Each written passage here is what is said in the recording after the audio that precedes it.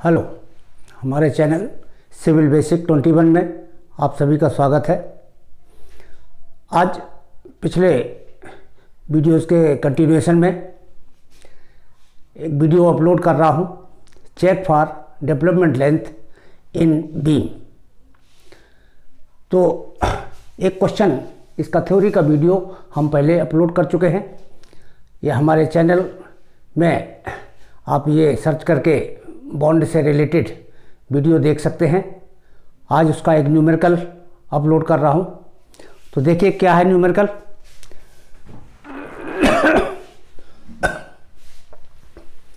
एक क्वेश्चन है 250 by 600 mm effective RC beam has clear span of 6 meter and UDL of 20 kilonewton per meter.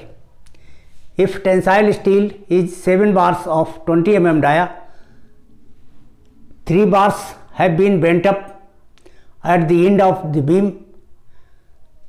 M20 and FE 415 grade concrete and steel are used in making RC beam. ये question है, यहाँ पर figure में देखें, ये beam दर्शाई हुई है।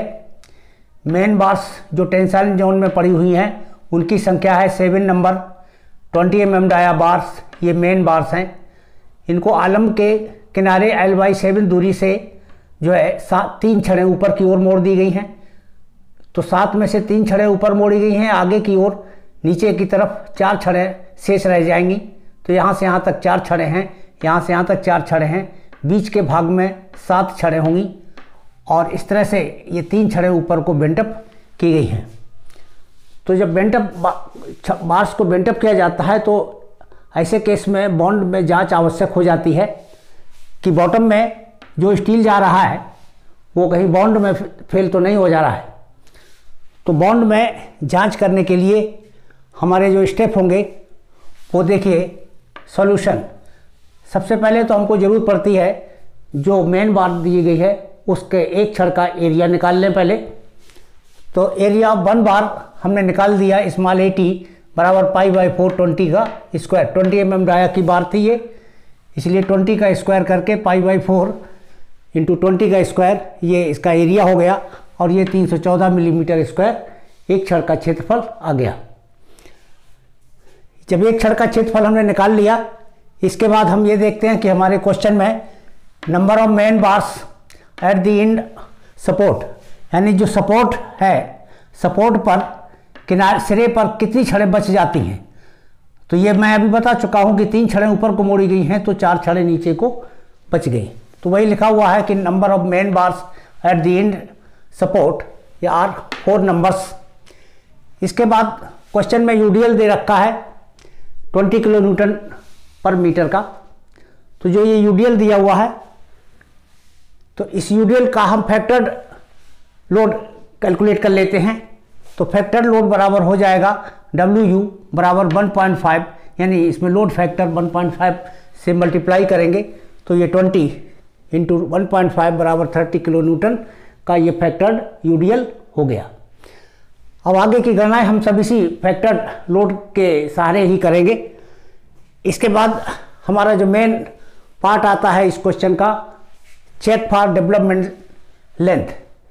तो डेवलपमेंट लेंथ की जांच करने के लिए क्वेश्चन में या थ्योरी में बताया जा चुका है, एक फार्मूला दिया है कोड में, और कोड में जो फार्मूला दिया है उसी फार्मूले का हम यहाँ पर उल्लेख कर रहे हैं। उस फार्मूले की जो लैंग्वेज है, कोड की लैंग्वेज, उसको एज इट इज देखिए। Diameter of the bar should be such that it satisfies, यानी बॉटम में डाली जाने वाली मेन बार का डायमीटर इस तरह से लिया जाना चाहिए कि ये निम्न समीकरण को संतुष्ट करे। तो ये वही है, diameter of the bar should be such that it satisfies. किसको सेटिस्फाई करना चाहिए? एक ये इक्वेशन कोड में दे रखी है, LD must be less than और equal to 1.3 m1/VU plus L0।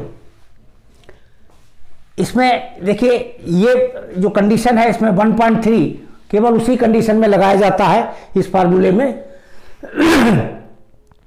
जो कोड का हमारा मेन फार्मूला दिया हुआ है उसमें वहाँ 1.3 का उल्लेख नहीं है, लेकिन बाद में वहाँ पर एक जगह लिखा है कि जब when the ends of reinforcement are confined by compressive reaction, जब मेन बार्स के जो सिरे वाला हिस्सा है मेन बार्स का, ये कंप्रेसिव रिएक्शन यानी संपीड़न प्रतिक्रिया के द्वारा कन्फाइंड कर दिए गए हों, परिरुद्ध कर दिए गए हों, आबद्ध कर दिए गए हों, जकड़ दिए गए हों, यानी इनके साइड में पार्श्व दिशा में संपीड़न प्रतिबल या संपीड़न प्रतिक्रिया कार्य कर रही हो, उस केस में कोड ने रिकमेंड किया है कि इस वैल्यू को यानी m1/vu की वैल्यू को हम 30% बढ़ा सकते हैं। तो चूंकि हमारे ज़्यादातर हम सिंपली सपोर्टेड बीम की एनालिसिस करते हैं, तो सिंपली सपोर्टेड बीम के केस में ये 1.3 मल्टीप्लाई करना पड़ता है, तो 1.3 इसीलिए ये फार्मूला यहाँ लिखा गया है। लेकिन इसके साथ इस कंडीशन की जानकारी आवश्यक है, when the ends of reinforcement are confined by the compressive reaction। अब हम पहले इसका मतलब एक बार फिर समझ लें, यद्यपि हमने थ्योरी में ये बात अच्छी तरह समझा दी है, फिर भी यहाँ पर हम संक्षेप में इसका मतलब समझा दे रहे हैं कि इसका अर्थ क्या है आखिर। When the ends of reinforcement are confined by a compressive reaction। ये देखिए एक बीम है, इसका सपोर्ट ये है, आलंब की प्रतिक्रिया होती है, बीम पूरी लंबाई में सपोर्ट के ऊपर टिकी हुई है, तो सपोर्ट की रिएक्शन किसी एक बिंदु पर ना होकर के पूरी चौड़ाई में इसकी प्रतिक्रिया बटी हुई होती है। तो जो ये रिएक्शन हमारी ऊपर की ओर हो रही है, तो इस प्रतिक्रिया के कारण ये जो रेनफोर्समेंट है ये पार्श्व दिशा में कंप्रेस हो रहा है, दबाया जा रहा है। तो इसी को कहते हैं कि ये रेनफोर्समेंट जो है पार्श्व बाई कंप्रेशन रिएक्शन के द्वारा कन्फाइंड किया हुआ है। तो ऐसी कंडीशन में ही ये 1.3 का मल्टीप्लिकेशन किया जाता है। यहाँ पर ये चीज़ क्या है, ये चीज़ जो है बीम भी हो सकती है और स्लैब, यानी बीम और स्लैब दोनों के लिए इस तरह का अगर सपोर्ट है जिसके सपोर्ट के अंदर हमारे ये मेन बार जा रही हो, तब ये हम 1.3 का मल्टीप्लाई केवल करते हैं। तो ये केवल इसी केस में लागू होता है 1.3 वाला फार्मूला। लेकिन देखिए कुछ अगर अलग तरह की कंडीशन हो, सपोर्ट अगर हमारे इस तरह के हों, जैसे ये कि सपोर्ट है और ये हमारा एक रोलर सपोर्ट बीच में रख दिया गया, केवल बीम हमारी इसी के ऊपर टिकी हुई है, केवल एक बिंदु पर टिकी हुई है, और हम ये देख रहे हैं कि जो हमारा मेन रेनफोर्समेंट है वो बस जस्ट यहीं से तक आया हुआ है और इस पर हुक लगा दिया गया। यानी जो इस रोलर सपोर्ट की जो रिएक्शन है ये हमारे रेनफोर्समेंट से होकर के नहीं जा रही है। इसका मतलब ये रेनफोर्समेंट कंप्रेसिव रिएक्शन के द्वारा कन्फाइंड नहीं है। यहाँ पर देखें, यहाँ पर एक ये बीम ऊपर को है, बीम के साथ नीचे ये स्लैब जुड़ी हुई है, तो ये स्लैब का ये सिरा नीचे से टिका हुआ नहीं है। जब नीचे से टिका हुआ नहीं है तो ये बीम रोके हुए है इसको, तो बीम का कोई भी फोर्स इस स्टील को कंप्रेस नहीं कर रहा है, इसलिए यहाँ पर भी कंप्रेसिव रिएक्शन के द्वारा कन्फाइंड नहीं है। तो ये भी वही केस हो गया।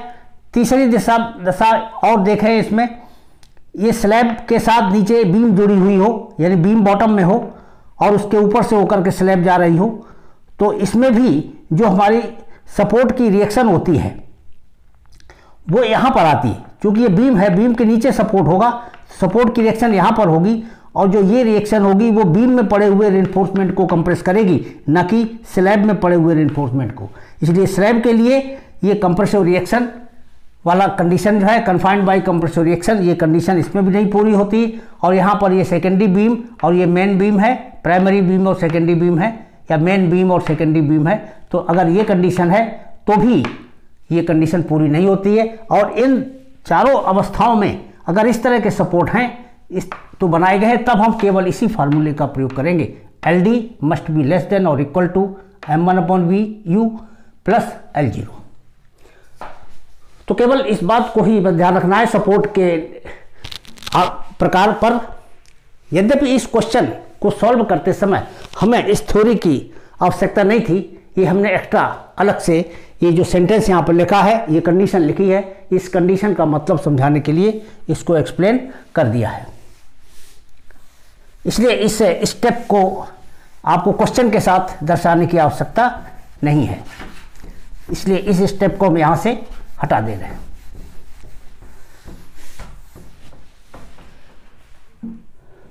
तो हमको केवल ये इतना मालूम है। अब इसके बाद हम इस फार्मूले में जो सिंबल यूज हुए हैं, एल डी डेवलपमेंट लेंथ है, M1 क्या है, VU क्या है, L0 क्या है, इनके मान अलग अलग हमको निकालने हैं। तो हम सबसे पहले कोई सा भी निकालते हैं। मान लीजिए M1 लेते हैं। What is M1?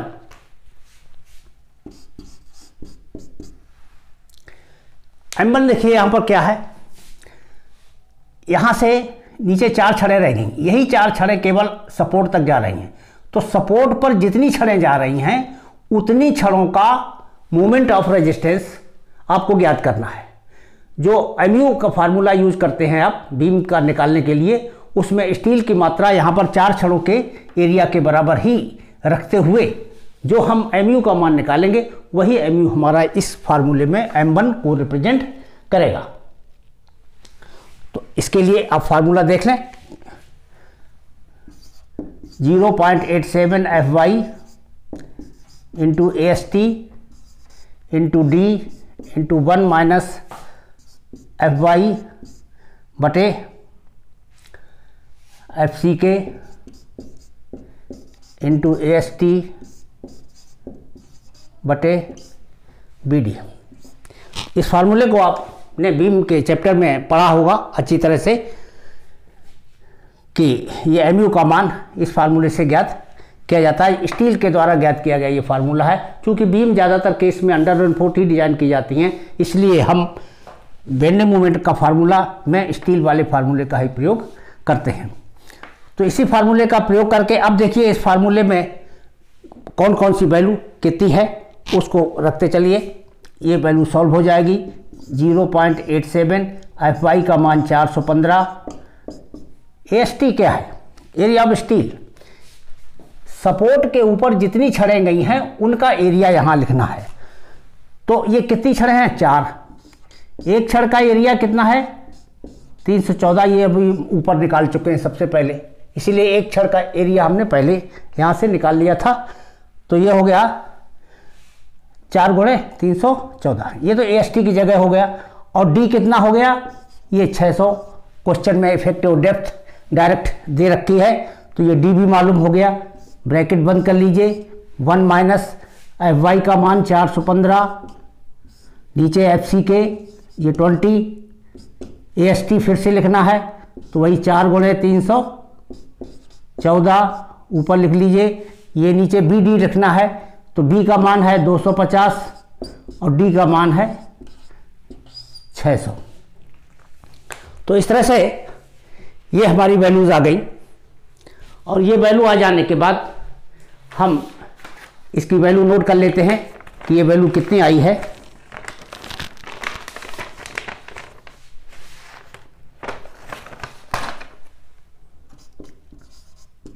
(224.8 into 10⁶ Newton mm। ये हमारा M1 की वैल्यू यहाँ से ज्ञात हो गई न्यूटन mm में। चूँकि यहाँ सारी वैल्यूज mm में है, न्यूटन में है, तो ये इसी पदों में ज्ञात हुआ है। केवल हमने इंटू 10⁶ के रूप में इसको कन्वर्ट कर लिया है। तो ये तो M1 की वैल्यू हो गई। M1 के बाद फिर हम ज्ञात करते हैं VU का मान। ये क्या है? Factored shear force.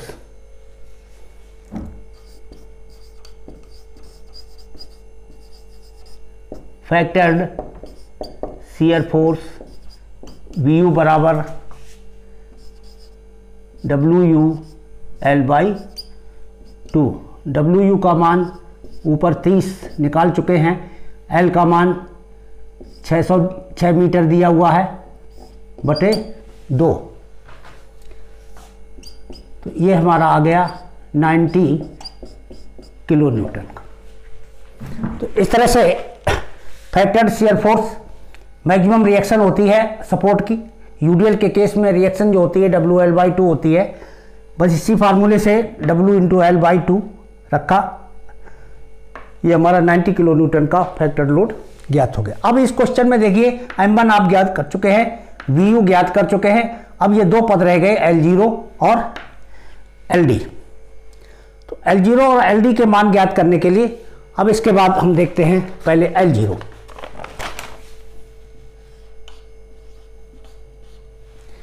ये L0 एक्चुअली है क्या? पहले तो L0 का मतलब हम थ्योरी में बता चुके हैं, फिर भी यहाँ एक बार सुन लें।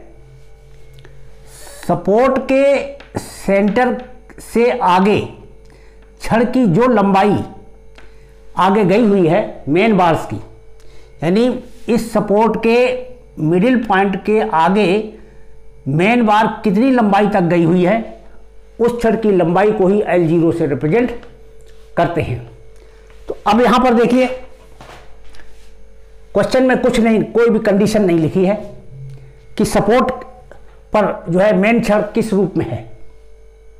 सपोर्ट पर जो छड़ है वो हमारी किस रूप में है, ये वहां कुछ भी नहीं लिखा है। तो इसमें हम कुछ चीजें हमको माननी पड़ती हैं।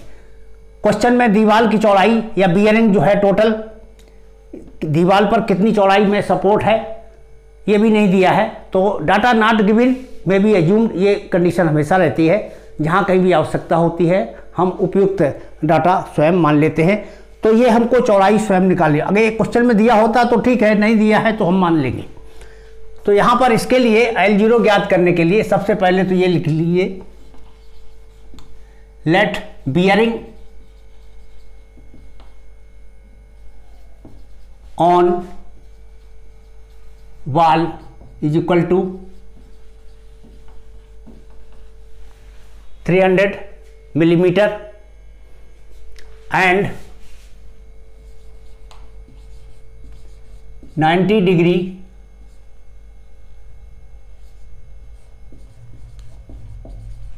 hook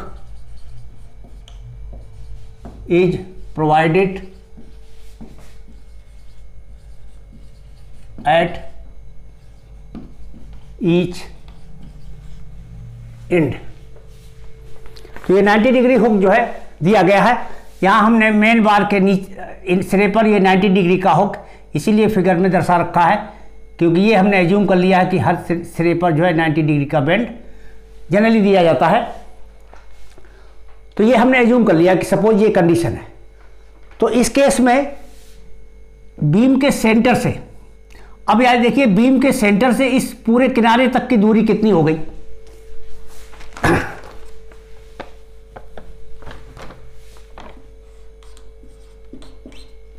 ये हमारी दूरी हो गई बियरिंग का आधा। बीम के सेंटर से यहां तक की, इस सिरे तक की दूरी ये 300, टोटल 300 का बियरिंग है। इसका हाफ बियरिंग जो है 300/2 हो गया।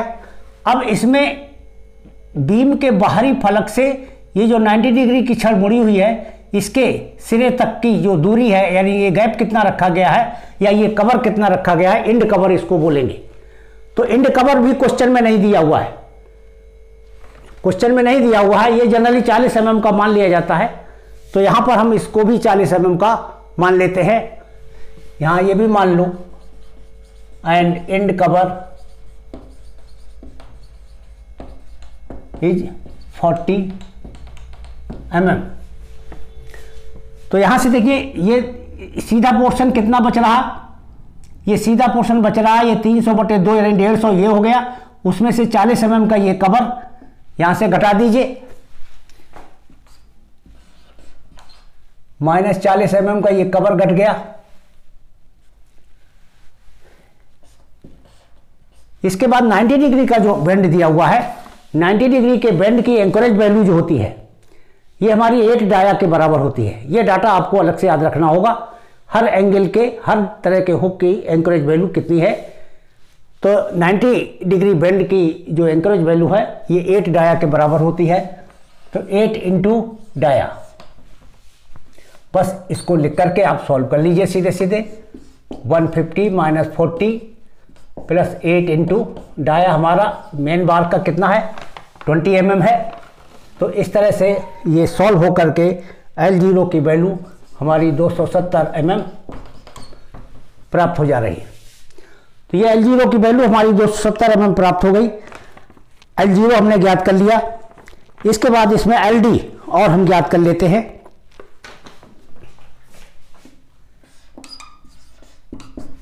इस फार्मूले में M1 ज्ञात कर चुके हैं, VU ज्ञात कर चुके हैं, L0 ज्ञात कर चुके हैं। LD के लिए यहाँ कौन सा फार्मूला लगाया जाएगा, वो LD का जो LD इंटेंशन का जो फार्मूला दिया गया है आप उसी फार्मूले का प्रयोग करेंगे।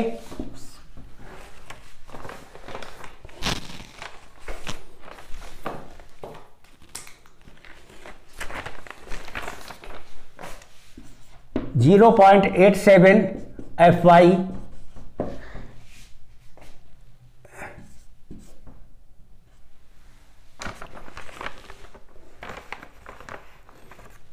इंटू फाई बटे 4 टॉ बी डी, ये फार्मूला है एलडी का, डेवलपमेंट लेंथ का।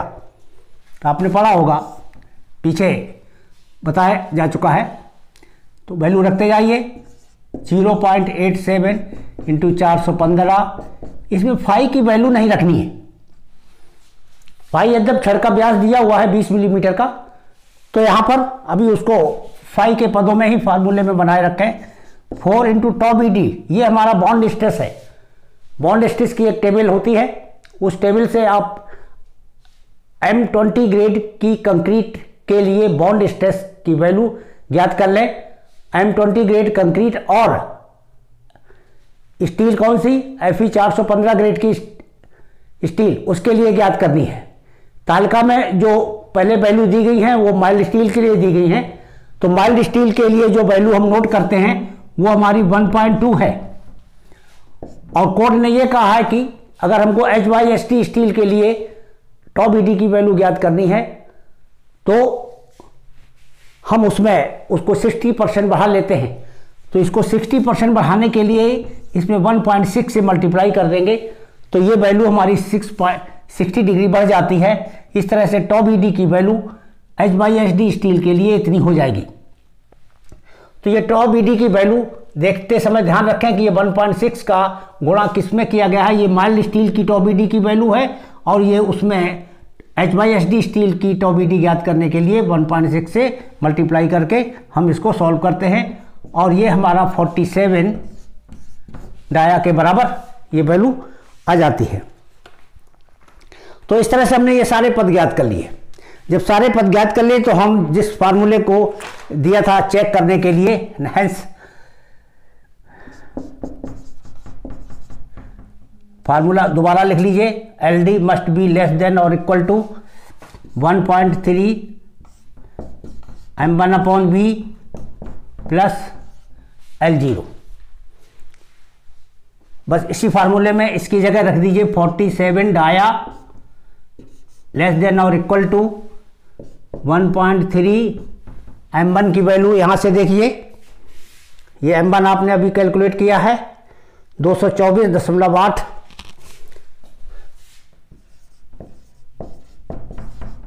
इंटू 10⁶, ये M1 की वैल्यू हो गई, बटे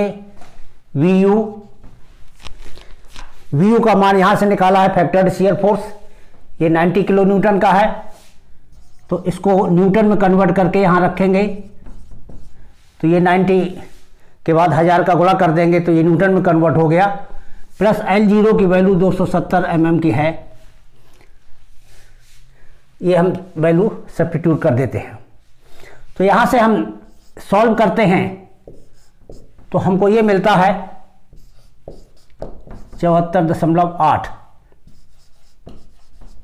यानी 5 को छोड़ देते हैं, बाकी सब चीज़ें को उधर ले जाते हैं और इसको सॉल्व करके एक संख्या लाते हैं, वो हमारी हो गई 74.8।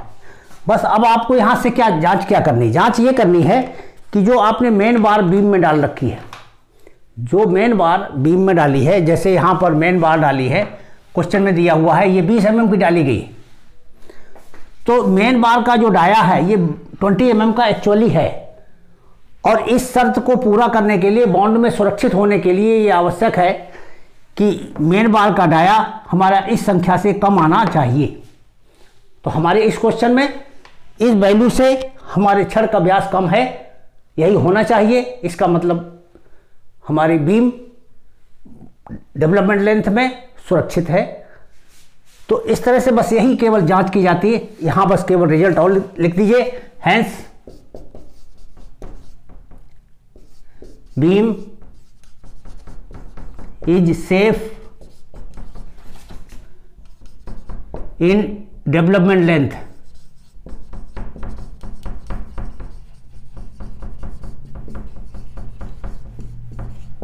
Hence beam is safe in development length. तो बस ये हमारा यहां तक रिजल्ट हो गया। यद्यपि हम इसको यहाँ फाई की वैल्यू भी रख लें तो केवल इतना सिद्ध कर दें कि इधर वाली संख्या से कम है तो भी वही सेफ हो गया, और नहीं तो फाई का अननोन रखें, फिर फाई की वैल्यू हमारी इससे कम आनी चाहिए। हाँ, एक बात मैं यहाँ बता दूँ कि मान लीजिए किसी क्वेश्चन में आपने सॉल्व किया इस चीज़ को, और यहाँ पर फाई का मान जो है, यहाँ जो संख्या आई इससे कम नहीं है, इससे कम नहीं है, इससे ज़्यादा है। अगर ऐसा किसी क्वेश्चन में निकलता है, इसका मतलब बॉन्ड में असुरक्षित है। तो यहां पर ये अगर ज़्यादा है इससे, इसका मतलब ये डाया कम होना चाहिए। तो अगर आपने यहां पर जैसे किसी क्वेश्चन में,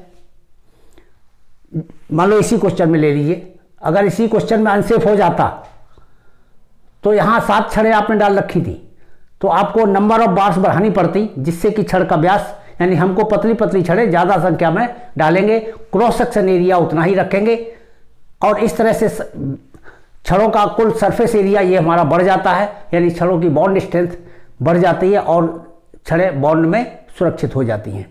तो यही केवल ध्यान रखना होता है कि जब एक्चुअल डिजाइन करते हैं तो वहाँ पर अगर फेल हो जाने की स्थिति में हमको छड़ों का डाया घटा करके छड़ों की संख्या बढ़ा देते हैं, लेकिन एरिया उतना ही रखते हैं जितना कि पहले है।